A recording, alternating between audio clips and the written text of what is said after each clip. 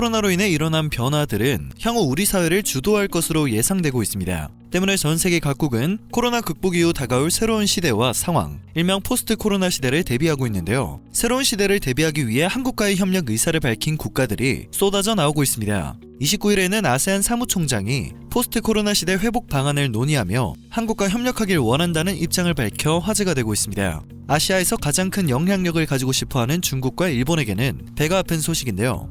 29일 오후 제2차 신남방정책 포럼이 개최되었습니다. 포럼은 포스트 코로나 시대의 한국과 아세안 협력 방안을 논의하기 위해 마련되었는데요. 협력 방안을 논의하기 전에 림 사무총장은 한국에 감사한 마음을 전했습니다. 한국이 아세안 국가들의 코로나 진단키트와 방역용품을 지원하고 코로나 기금을 지원해준 점에 대해 감사함을 표한 것입니다. 또한 협력 과정에서 신남방정책 기조 아래 포스트 코로나 시대의 관계를 더 강화하길 원한다고 설명했습니다. 포럼에 참석한 하이라니 주 아세안 브루나이 대사 역시 이번 코로나 사태를 통해 서로 돕고 같이 해야 한다는 교훈을 얻었다며 한국으로부터 많은 것을 배우고 싶다고 말했습니다. 림 아세안 사무총장은 코로나로 인한 팬데믹이 끝이 아닐 것이라며 앞으로의 팬데믹을 대비하기 위해 한국과 협력하고 싶다고 말했는데요. 가장 협력하고 싶은 3개 부문을 강조하기도 했습니다. 첫 번째는 보건의료 부문 역량 강화였습니다. 예방하고 탐지하고 대응하기 위해 아세안과 한국이 협력을 했으면 한다는 것입니다. 두 번째로 한국으로부터 공급망 구축과 관련해 인공지능과 전자상거래 등을 배우고 싶다는 입장을 전했고, 마지막으로는 에너지 기반 시설, 교통투자 부문 등에서의 지속 가능성 실현을 위해 협업을 원한다고 덧붙였습니다.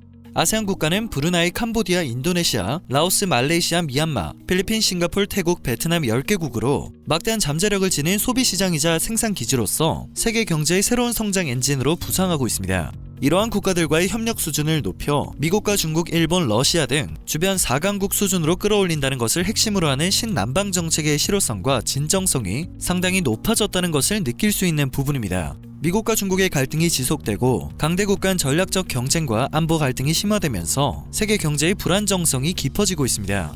또한 코로나 사태로 영내 협력과 연대가 중요한 시점에서 신남방정책 플러스 전략에 기반한 외교 전략이 더욱 강화되고 있는 것입니다. 이에 대해 박보경 신남방정책 특별위원회 위원장은 한국의 신남방정책 플러스 정책과 아세안 포괄적 회복 프레임워크의 시너지 효과에 관해 설명했습니다.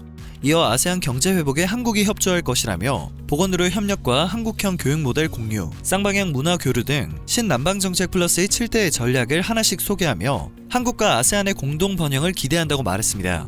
포럼에 참여한 전문가들도 무엇보다 한국의 디지털 역량과 인적 자원 개발 경험이 아세안의 포스트 코로나 경제 회복에 활용되길 희망한다고 입을 모았습니다.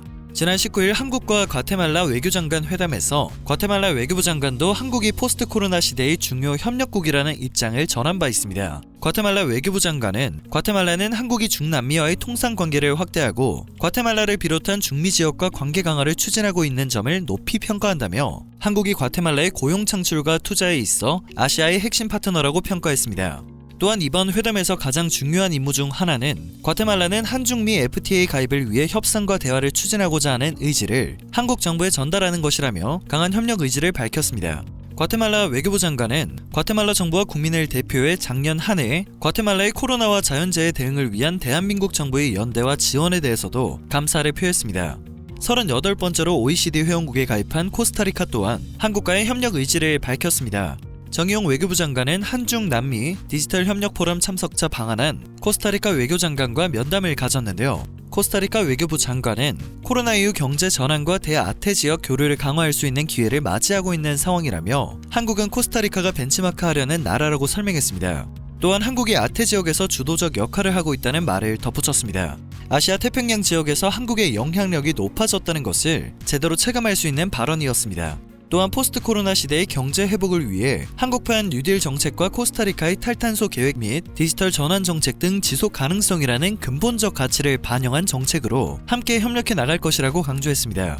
코로나 백신 접종과 치료제 개발이 가속화되면서 포스트 코로나 시대가 다가오고 있습니다.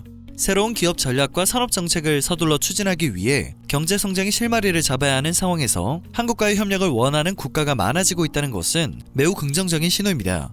코로나 대응은 물론 한류를 포함한 문화 정책 등을 중심으로 다양한 분야에서 뛰어난 역량을 발휘하고 있는 한국의 외교적 영향력은 포스트 코로나 시대에 더욱 강화될 전망입니다. 오늘 전해드릴 소식은 여기까지입니다. 영상이 정보가 되셨다면 그것만으로도 감사드립니다. 늘 새롭고 유익한 뉴스를 전하는 로버튜브 되겠습니다.